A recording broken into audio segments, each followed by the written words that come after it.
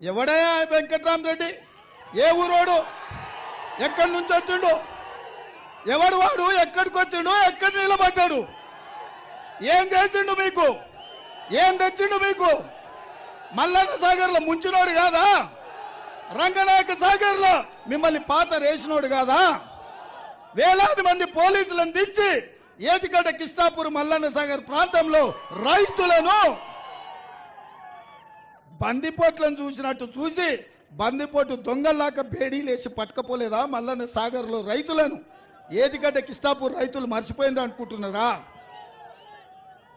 ఏం చూసి ఇచ్చిండే హరీష్ మామ అల్లుళ్ళు వెంకట్రామరెడ్డికి టికెట్? ఏం చూసి ఇచ్చిండ్రు? నగదే కదా.